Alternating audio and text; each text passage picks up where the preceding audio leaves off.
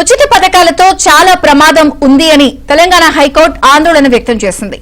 రైతు బంధు పథకం రాష్ట్ర ఖజానాకు భారమని అభిప్రాయపడింది. ప్రభుత్వాల తప్పులకు అధికారులు న్యాయస్థానాల చుట్టూ తిరగాల్సి వస్తోందని వ్యాఖ్యానించింది.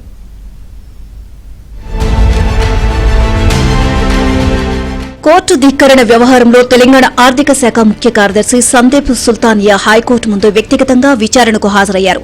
ఈ క్రమంలో ధర్మాసనం కీలక వ్యాఖ్యలు చేసింది. ఆయనపై 1000 కేసులు ఉన్నాయని, అవన్నీ విచారణ చేస్తే జీవితకాలం జైల్లో ఉండాలని పేర్కొంది. ప్రభుత్వాలు చేసిన తప్పులకు అధికారులకు ఈ పరిస్థితి వచ్చింది అన్నారు. అధికారులను హైకోర్టుకు పిలిపించడం బాధగా ఉందని, తప్పనిసరి పరిస్థితుల్లో హాజరు కావాలని ఆదేశిస్తున్నామని న్యాయస్థానం తెలిపింది. ఉచిత పథకాల వల్ల చాలా ప్రమాదం ఉందని, రైతు బంధు అనేది సంపన్నులు, అధికారులు కూడా తీసుకుంటున్నారని, ఇది చాలా బాధాకరమని ఆవేదన వ్యక్తం చేసింది. రైతు బంధుతో రాష్ట్ర ఖజానాకు భారమని హైకోర్టు వ్యాఖ్యానించింది.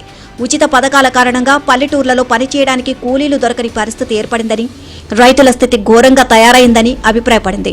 ప్రభుత్వాలు ఉచితాలను ఇలాగే ఇస్తూ పోతే చివరకు కుబేరుడు వద్ద ఉన్న ధనమంతా అయిపోయి ఆయన కూడా పనికి ఆహార పథకం కింద కూలీకి రావాల్సిన పరిస్థితి వస్తుందని వ్యాఖ్యానించింది. 1,15,00,000 కుటుంబాలకు ఉచిత పథకాలు ఇస్తే దేశాన్ని ఎలా నడుపుతారని ప్రశ్నించింది. విద్యార్థులకు ఫీజుల చెల్లింపులోనూ అర్హులైన, బాగా చదువుకునే వారికి మాత్రమే ప్రభుత్వం ఆర్థిక సాయం అందించాలని సూచించింది.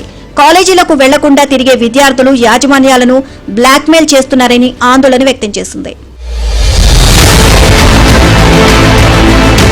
కోర్టు ధిక్కరణ కేసులో గురువారం హైకోర్టు కీలక ఆదేశాలు జారీ చేసింది. కంటోన్మెంట్ బోర్డుకు బకాయిలు విడుదలపై కోర్టు ఉత్తర్వులు ధిక్కరించడంతో హైకోర్టు సీరియస్ అయింది. సందీప్ సుల్తానియా ఎక్కడ కనిపిస్తే అక్కడ అరెస్ట్ చేసి హాజరుపరచాలని హైదరాబాద్ సిపిని హైకోర్టు ఆదేశించింది.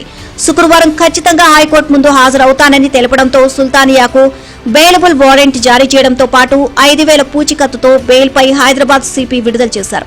ఇక సందీప్ సుల్తానియా బెయిల్పై విడుదల వివరాలను హైదరాబాద్ పోలీసులు కోర్టుకు సమర్పించారు. 2024లో హైకోర్టు ఇచ్చిన ఆదేశాలను సందీప్ సుల్తానియా ఉద్దేశపూర్వకంగా అమలు చేయలేదు అంటూ రామకృష్ణ అనే వ్యక్తి కోర్టు ధిక్కరణ పిటిషన్ దాఖలు చేశారు. దీంతో హైకోర్టు ఆగ్రహాన్ని వ్యక్తం చేస్తూ కీలక ఆదేశాలు జారీ చేసింది.